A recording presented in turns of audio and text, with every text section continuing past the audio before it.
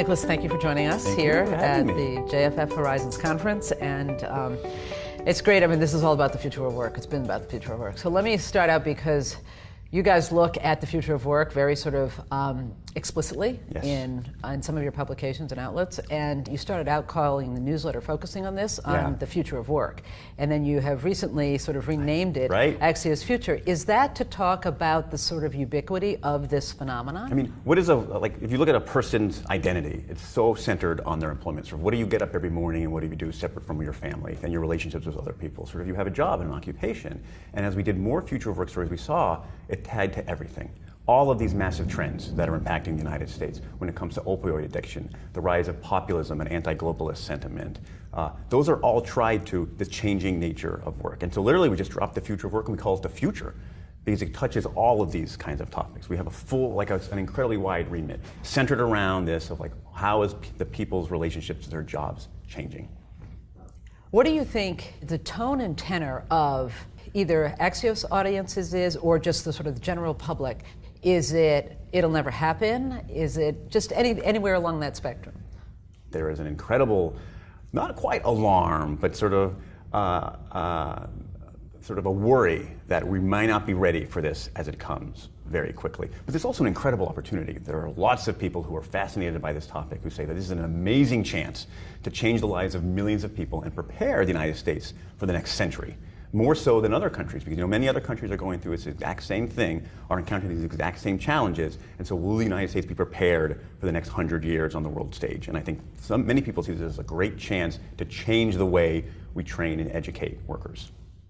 Are there specific areas now or aspects of the future of work, and we could incorporate future of learning as part of that based on what you just said, that you guys are focusing on that you think are either underreported, stories have yet to be told, or of the import that we're talking about to help find the solution? I think an interesting you said where you had future of learning and future of work and you kind of separated them. I think that's impossible. You have to put them together. That's the real fascinating part where we call whatever the word will be, the buzzword that we'll use. The last word I think we used was reskilling, where the important thing is to sort of let's look at what the jobs are now, let's look at what the jobs will be. And you're not going to be able to draw straight lines in skill sets or training between those two. So once you get those jobs in the future, then what's the infrastructure you have to build so you have a workforce that can do those kinds of jobs? That's the most fascinating thing that I think we're diving into a lot now. JFF has a tagline that says, building a future that works. If you were to interpret that, not necessarily just as JFF, but in terms of what does that mean to you? I think that's a great, building a future that works.